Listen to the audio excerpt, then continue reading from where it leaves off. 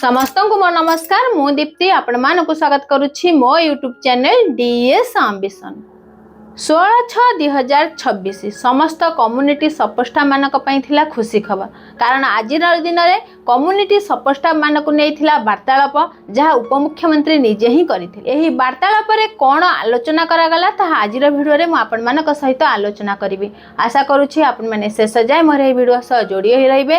आपण मानकर सुचिंतित मतामत comment box जणाइबे। जदि वीडियोटी भल लागला तबे लाइक करिवे, शेयर करिवे। जदि हम चैनल को नुआ करी विजिट करछंती तबे सब्सक्राइब करिया को भूलिबे नाही।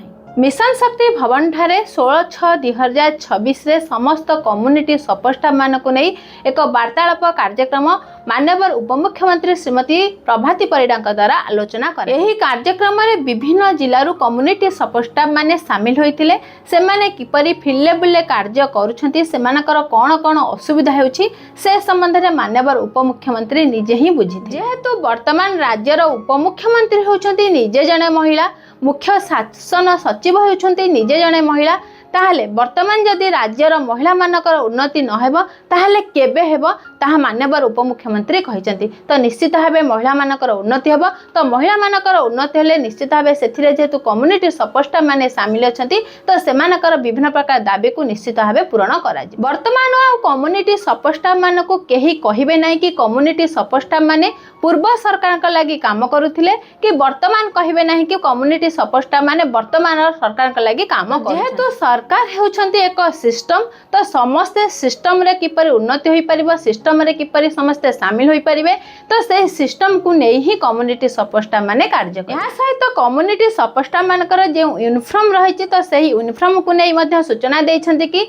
जेहेतु वर्तमान सुधा जो माने पुरुष माने अछंती सेमानकर यूनिफॉर्म आसी नाही तो आगो को सेमानकर यूनिफॉर्म मध्ये आसीबो। जेहेतु साड़ी रो डिजाइन सहज थिला ताहा शीघ्र उपलब्ध होई पारला किंतु पुरुष मानकर जेहेतु टिके कष्ट रहिछि तो ताहाकू निश्चित भावे आगो को सही डिजाइन रो यूनिफॉर्म मिलिबो बोली ताहा माननीय उपमुख्यमंत्री सूचना दैछन। यहाँ सहित कम्युनिटी सपोस्टा मानक पई आउ एक खुशी खबर तो प्रत्येक मास प्रथम मंगलवार मिशन शक्ति भवन ठारे ग्रीभांस सुना जिवो। तो कम्युनिटी सपोस्टा माने केउ केउ असुविधा रे सम्मुखीन होउछन्ते तो सेमाने एही ग्रीभांस रे जोड़ी हेबे, सेमाने सेमानकर असुविधा को जणाइबे जहा सहजरे समाधान होई परिबो। जेहेतु इंसेंटिव रो व्यवस्था करा जायछि तेनु निश्चित भाबे कम्युनिटी सपोस्टा मानक मध्ये प्रतियोगिता रहिछि। प्रतियोगिता जोगु ही आज ओडिसा 1 नंबर लखपति दीदी रे होई पारि। हा सहित जेउ कम्युनिटी सपोस्टा माने ग्रेजुएशन पास करछन्ती, पोस्ट ग्रेजुएशन करछन्ती कि कंप्यूटर रे सेमानकर भले नॉलेज रहिछि तो सेमाने काहे कि 35,000 टका पाइबे नाही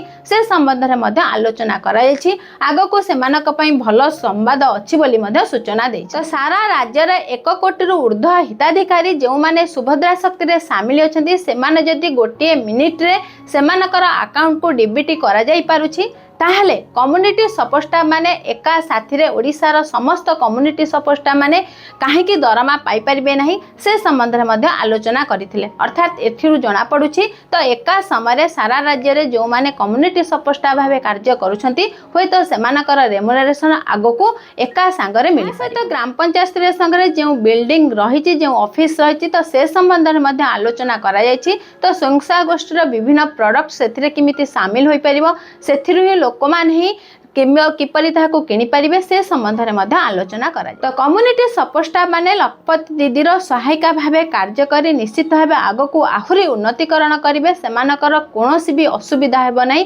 एही प्रतिश्रुति माननीय उपमुख्यमंत्री निजे ही दै। कम्युनिटी सपोस्टा मानकर पारिश्रमिक को नै हेउ बा यूनिफॉर्म को नै हेउ बा सेमानकर जो शिक्षागत योग्यता रहिछि ताहाकू नै हेउ बा जीपीएलएफ को से माने किपरि परिचालना करिवे से क्षेत्र रे हेउ बा सेमानकर जो असुविधा हेछि तार ग्रीभांस को नै हेउ तो सबु दिग को जदि आमे चिंता करबा निश्चित भाबे आगो को आम पई बहुत खुशी खबर रहिछि। एही परि आगो को नुआ नुआ अपडेट जानिबा लागि निश्चित भाबे आम चैनल डीएस एम्बिशन को सब्सक्राइब करिया को भूलंतु नै। समस्त को मो तरफ आम चैनल तरफ बहुत बहुत धन्यवाद।